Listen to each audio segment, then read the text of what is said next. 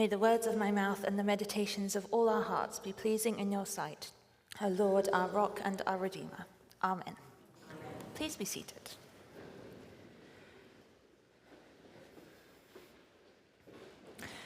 If I say the word stewardship, what comes to mind for you?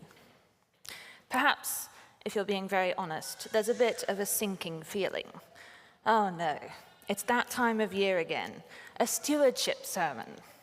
You've heard it before, you already do what you do and give what you give, and a little voice inside might say, time to zone out, wake me up when this is all over.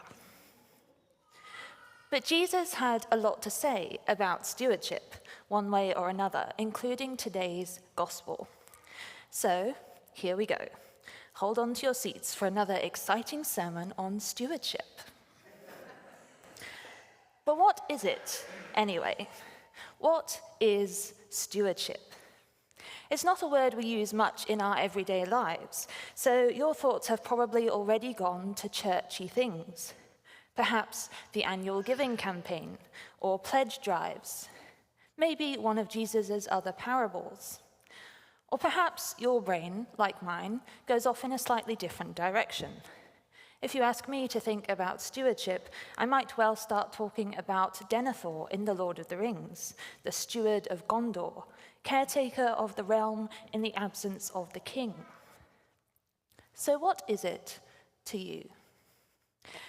Maybe you think of looking after something that is entrusted to you, supervising, caretaking, bearing responsibility. Perhaps you associate it with the idea of trust. It is all of these things, but for Jesus, it's so important because it's also about where we place our hope and where we find security. In today's gospel, we hear a parable about a man who has a very good problem. His land has produced abundantly, so much so he has nowhere to store all his grain. So he thinks to himself, I'll build bigger barns where I can store all my riches, then I can relax, I'll be secure, I'll eat, drink, and be merry. Now to our ears, if we step back for a minute, does that sound so terribly unreasonable? Many of us have, or hope to have, retirement or savings accounts. We plan ahead. We try to provide for ourselves. We're told this is a wise thing to do. So why is Jesus so harsh? Why does God call this man a fool? Note that Jesus doesn't criticize the man for working hard or for being successful, but his failure is that his success becomes his security. He becomes totally self-oriented and forgets where the abundance came from in the first place. There is no thanks or praise to God.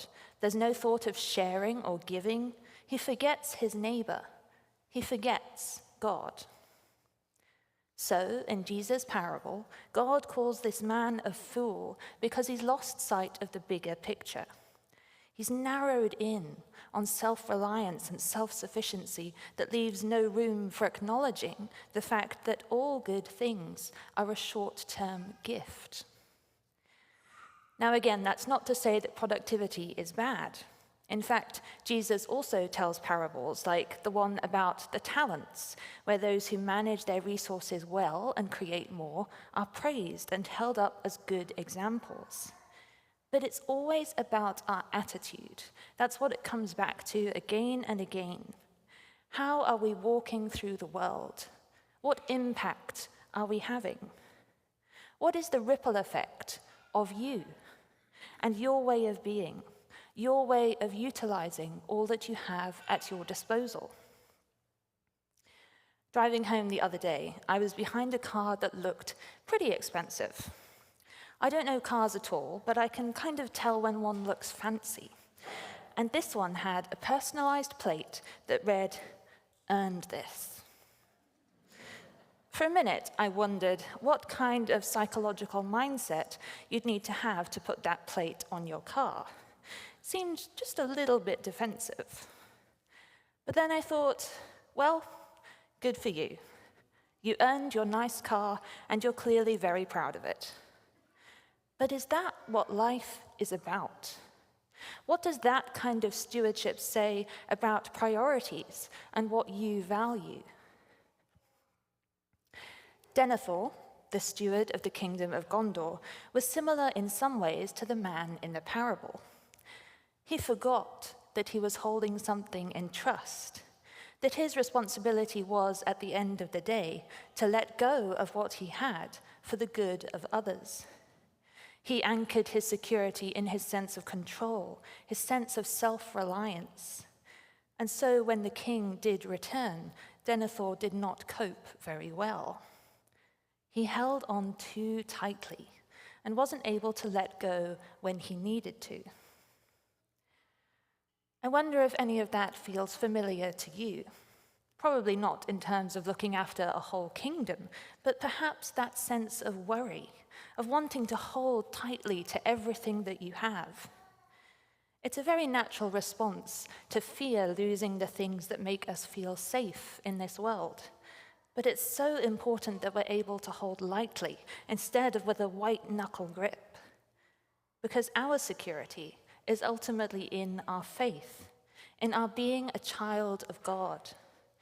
And God said something at some point about loving our neighbor as ourselves, which I'm pretty sure also translates into using our gifts in a broader sense than just taking care of number one. And stewardship is about so much more than money. Finances are a tangible and powerful gift that we can use to make a lot of difference, but our call to good stewardship is much broader. Again, it comes back to attitude and values. What is your legacy of character? What is your legacy of faith? What kind of impact do you make?